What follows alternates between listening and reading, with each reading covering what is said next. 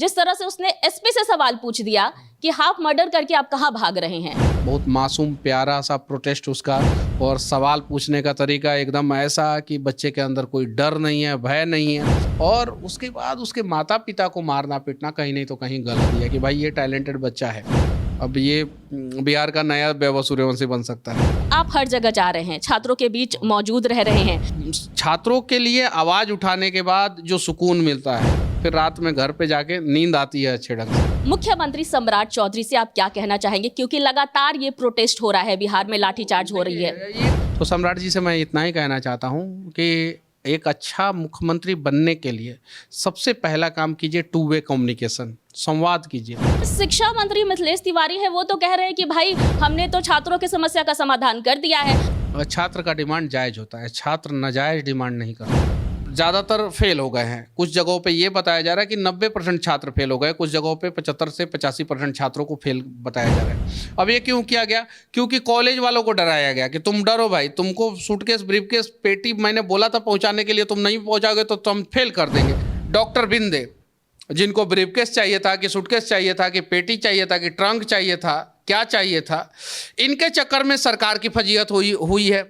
अब लोग सरकार से सवाल पूछ रहे हैं, स्वास्थ्य मंत्री से सवाल पूछ रहे हैं। एक सिर्फ प्रिंसिपल आपके कार्यक्रम में नहीं पहुंचे तो आपने उनको बर्खास्त कर दिया। डॉक्टर बिंदे पे इतने प्रकार के आरोप है, आप उनको जो है मलाई क्यों खिला रहे हैं, उनके ऊपर कार्रवाई क्यों नहीं कर रहे हैं? बीपीएससी टीआरई 4 को लेकर लगातार छात्र सड़कों पर प्रदर्शन करते हुए नजर आ रहे हैं। छात्रों पर लाठीचार्ज भी हो रही है, जिसमें छात्र और पुलिसकर्मी दोनों घायल हो रहे हैं। लेकिन सवाल ये उठता है कि आखिर ये छात्र कब तक प्रदर्शन करते रहेंगे। नमस्कार, मैं हूं आपके साथ प्रीति और आप देख रहे हैं सच टॉक्स। देखिए, इस वक्त हमारे स्टूडियो में हमारे साथ मौजूद हैं प्रसिद्ध यूट्यूबर मनीष कश्यप। आपको बता दें कि दिल्ली के जंतर मंतर पर, चाहे वो नीट पेपर लीक का मामला हो, या फिर झारखंड में छात्रों का प्रोटेस्ट हो, या फिर बिहार में जो छात्रों का प्रोटेस्ट चल रहा है, उन सभी मुद्दों को लेकर इन्होंने प्रमुखता के साथ कवरेज किया है, न्यूज को दिखाया है, जो काफी वायरल भी हुआ था। और आज मनीष कश्यप इस वक्त हमारे साथ मौजूद हैं, उनसे हम बातचीत करेंगे। मनीष जी, सबसे पहले तो आपका बहुत बहुत स्वागत है सच टॉक्स में। बहुत बहुत धन्यवाद। ये बताइए, चूंकि आप हर जगह जा रहे हैं, छात्रों के बीच मौजूद रह रहे हैं, कई बार सवाल उठता है कि जो मीडिया कर्मी है उनसे छात्र नाराज नजर आते हैं। चूंकि आपने रिपोर्टिंग की है छात्रों के बीच जाकर, क्या लगता है छात्रों की नाराजगी किसी पार्टिकुलर मीडिया पर्सन से है या फिर सबसे है? देखिए, कभी कभी रहता है मीडिया वालों से नाराजगी छात्रों का, ये बात सही है, उस प्रमुखता से वो लोग नहीं दिखाते हैं। जंतर मंतर का प्रोटेस्ट एकदम अलग था और वहाँ पे अलग विंग के लोग थे। रांची का प्रोटेस्ट अलग था, वहाँ पे अलग विंग के लोग थे। और ये पटना में जो प्रोटेस्ट गर्दनी बाग में हो रहा था, यहाँ का प्रोटेस्ट अलग था, अलग विंग के लोग थे। जंतर मंतर का समर्थक भी अलग लोग थे, रांची के भी समर्थक अलग लोग थे और यहाँ पे भी समर्थक अलग लोग थे। मैं तीनों जगह गया, तीनों जगह मैंने छात्र आंदोलन में एक चीज़ देखा कि छात्र उदंड नहीं होते हैं और उदंडता छात्र कभी नहीं करते हैं। हाँ, उसमें कुछ लोग घुस जाते हैं जो छात्र आंदोलन को डिरेल करने का प्रयास करते हैं या बदनाम करने का प्रयास करते हैं। मैंने तीनों जगह किया, तीनों जगह छात्र मेरे से संतुष्ट थे और मेरे से नाराज़गी छात्रों की नहीं थी। जो जेन्युइन छात्र हैं उनको मेरे से नाराज़गी नहीं थी, क्योंकि वो लोग जानते हैं कि मनीष कश्यप छात्रों को अगर समस्या होता है तो उस मुद्दे पे प्रमुखता से ये बात करते हैं, ग्राउंड रिपोर्टिंग, ग्राउंड पे जाके बात करते हैं, स्टूडियो से सिर्फ नहीं बात करते हैं। तो गर्दनी बाग में भी मैंने किया और जब मैं गर्दनी बाग में गया तो छात्र इतने खुश हुए कि भैया हम लोगों का सुध लेने वाला कोई नहीं है, हम लोगों का हाल चाल जानने वाला कोई नहीं है, हम लोगों का स्थिति दिखाने वाला कोई नहीं है। और कुछ लोग हैं जो प्रमुखता से नहीं दिखा रहे हैं, फॉर्मेलिटी आगे पूरा करके चले जा रहे हैं, उसके अलावा कुछ नहीं। कि आप आए, बहुत बहुत धन्यवाद। बहुत खुश हुए जब मैं गया तो। जी बिल्कुल, आपके वीडियोस में हम भी देखते हैं कि किस तरह से कमेंट सेक्शन में भरा हुआ रहता है कि भैया आइए हमारे यहाँ, हमारे इस न्यूज़ को कवर कीजिए। देखिए, लोगों को क्या लगता है कि मनीष कश्यप अगर किसी भी न्यूज़ को अगर अच्छे ढंग से प्रॉपर तरीके से दिखा देंगे तो चीज़ें अंजाम तक पहुंच जाती है। अब जैसे पीएचडी के जो छात्र थे वो लोग बहुत खुश हैं कि हाँ मनीष जी आपने हमारा साथ दिया। जैसे लाइब्रेरियन जो लाइब्रेरी के लिए आंदोलन कर रहे थे वो लोग भी बहुत खुश हैं। बीपीएससी के बच्चे या टीआरई 4 के बच्चे, ये लोग भी बहुत खुश है कि हाँ आप आए, हमारा साथ दिए, हमारी बातों को एज इट इज आपने रख दिया, सरकार के सामने रख दिया। तो ये सारी चीज़ें छात्रों के लिए आवाज़ उठाने के बाद जो सुकून मिलता है, मजदूरों के लिए आवाज़, जो कमज़ोर लोग हैं उनके लिए जो आवाज़ उठाने के बाद सुकून मिलता है, यकीन मानिए फिर रात में घर पे जाके नींद आती है अच्छे ढंग से। और हाँ, बस ये काम करने में अच्छा लगता है और ये काम हम लोग लगातार करते रहेंगे। और मैं सरकार से कहना चाहता हूँ, बिहार सरकार से, कि छात्रों का आप 100% मांग मत मानिए, 80% मान लीजिए, 75% मान लीजिए। छात्रों के साथ वार्तालाप कीजिए, डेलीगेशन आप अपना भेजिए, छात्रों के डेलीगेशन को बुलाइए और वार्तालाप, लगातार बातचीत होते रहना चाहिए छात्रों के साथ, सरकार का संवाद होते रहना चाहिए। हर महीना सीएम साहब को जितने स्टूडेंट लीडर्स हैं, जितने यूट्यूबर, इन्फ्लुएंसर और जितने इलेक्ट्रॉनिक्स और प्रिंट मीडिया के पत्रकार हैं, उन सभी से संवाद करना चाहिए, समय दे देना चाहिए कि महीना में भाई आधा घंटा हम छात्र नेता को देंगे, आधा घंटा हम यूट्यूबर को देंगे, इन्फ्लुएंसर को देंगे, आधा घंटा प्रिंट मीडिया को, इलेक्ट्रॉनिक, उससे संवाद होता है, अच्छा लगता है, ये काम करना चाहिए। और सरकार जब ये काम करती है ना, टू वे कम्युनिकेशन जब होता है ना, तो बहुत सारी चीज़ें सॉर्ट आउट हो जाती है। जब टू वे कम्युनिकेशन नहीं होता है, वन वे कम्युनिकेशन होता है। जैसे मन की बात, वन वे कम्युनिकेशन, वहाँ पे मोदी जी अपने मन की बात रख देते हैं।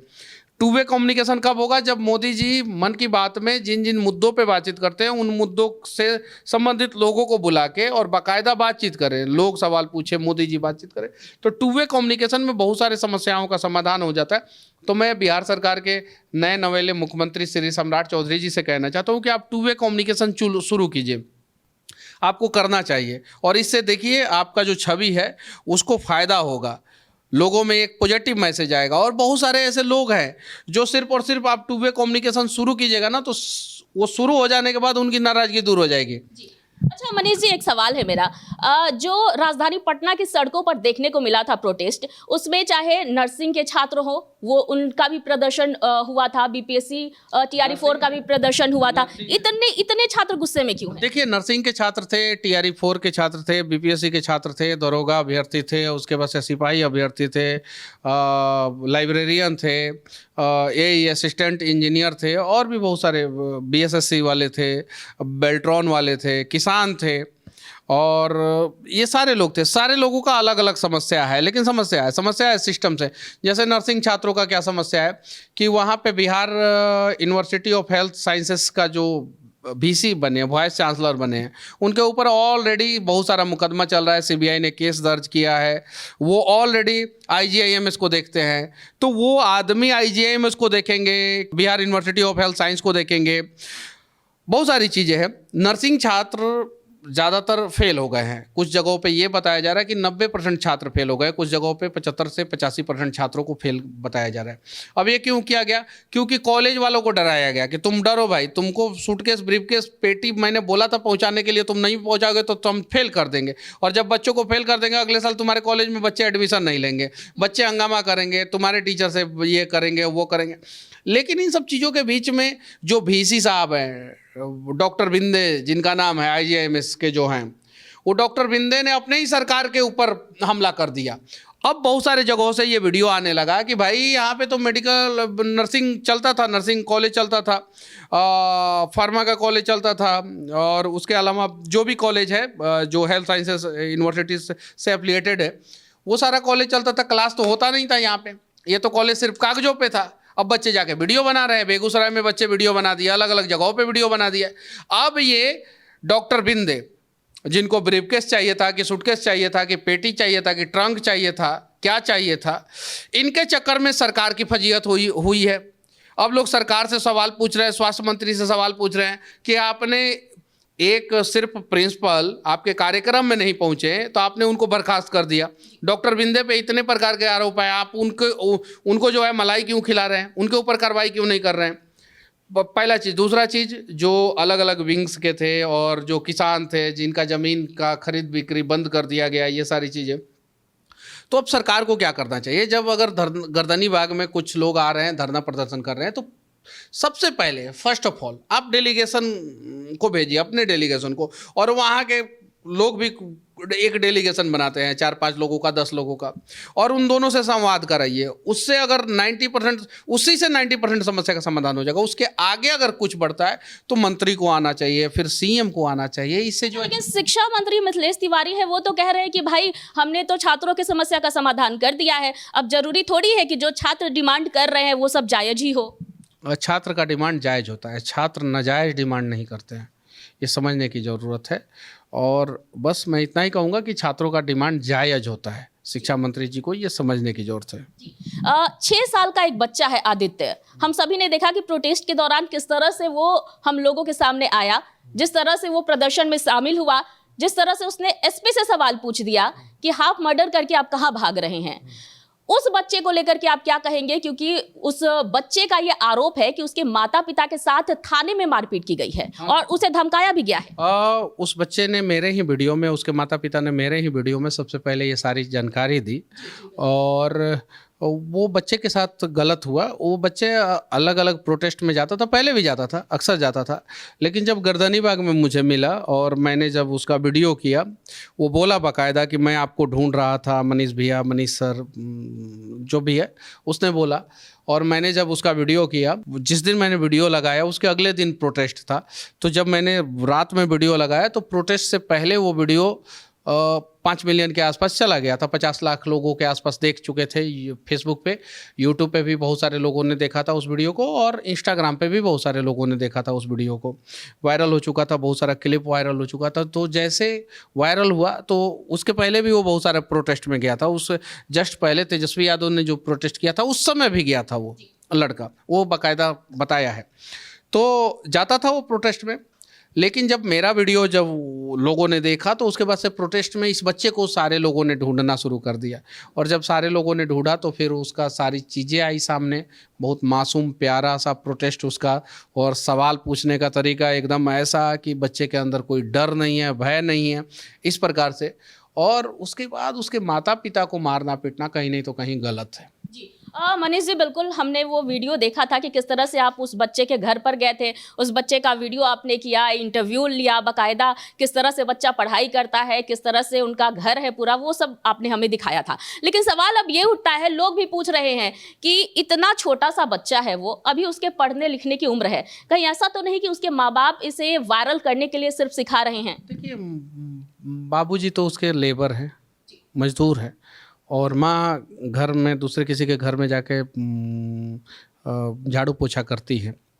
तो माँ बाप तो नहीं सिखाएंगे। कुछ बच्चे, अच्छा 6 साल का बच्चा है, वो 6 साल का बच्चा को इतना सारा ज्ञान कैसे, जिस उम्र में जितने लोग वीडियो देख रहे हैं उनमें से 90% लोगों के बच्चे डेयरी मिल्क चॉकलेट मांगते होंगे, कुरकुरे, चिप्स, मोबाइल मांगते होंगे, कार्टून देखते होंगे, ये सारी चीज़ें करते होंगे बच्चे, खिलौना मांगते होंगे। उस उम्र में ये प्रोटेस्ट में जा रहा है और अच्छी अच्छी बातें कर रहा है ये लड़का।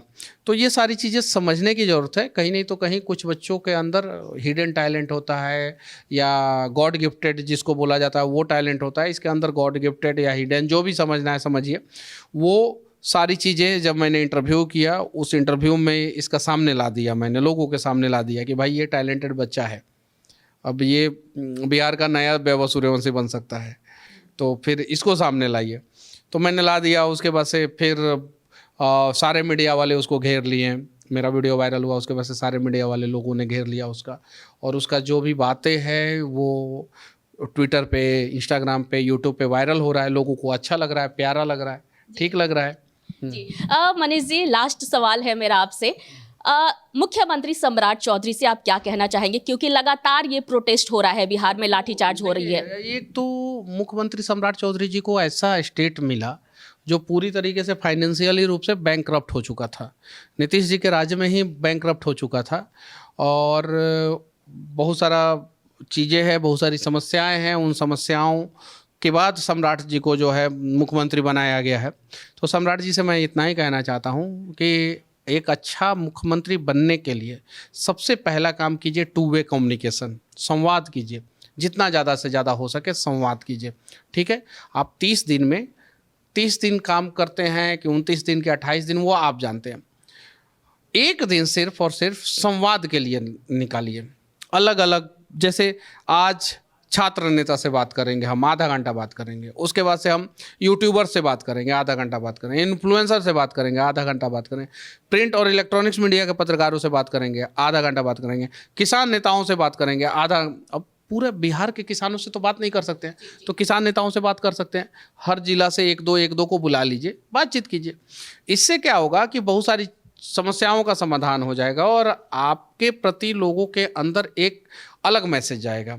नीतीश जी यही करते थे। 2005 में जब सीएम बने तो सबसे पहले तो ऐसे तो 2000 में ही बन गए थे, लेकिन बहुमत साबित नहीं कर पाए थे। तो 2005 में जब सीएम बने और सरकार बनाया उन्होंने, तो उस समय सबसे पहले वो प्रिंट मीडिया वालों को बुला लिए।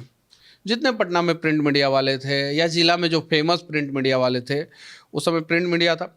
इलेक्ट्रॉनिक्स मीडिया में एक दो चैनल था, ईटीवी था और भी एक दो चैनल था।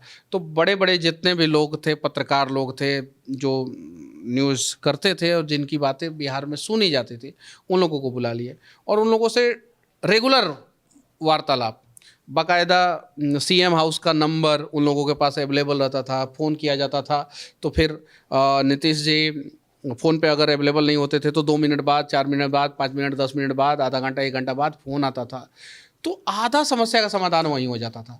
तो ये काम सम्राट चौधरी जी को भी करना चाहिए और ये मुझे नहीं लगता है कि ये सुझाव सम्राट चौधरी को कोई दिया होगा, नहीं दिया होगा। सम्राट चौधरी जी को कोई नहीं दिया होगा ये सुझाव। तो मैं दे रहा हूँ सुझाव ये, और आपकी ही भलाई के लिए दे रहा हूँ। तो ये काम शुरू कर दे, जितना जल्दी से जल्दी हो सके सम्राट चौधरी जी ये काम शुरू कर दें। हमसे बातचीत करने के लिए आपका बहुत बहुत धन्यवाद। तो मनीष कश्यप, आप सब इनको जानते हैं, बेहद ही अच्छे तरीके से जानते हैं। ना सिर्फ छात्रों के मुद्दे को, बल्कि हर मुद्दे पर बेबाकी के साथ अपने बातों को रखते हैं। छात्रों के साथ साथ हर मुद्दे को ये सरकार के सामने उठाते नजर आ जाते हैं। तो आज के इस खास इंटरव्यू में फिलहाल इतना ही। मुझे दीजिए इजाजत, लेकिन देखते रहें सच टॉक्स।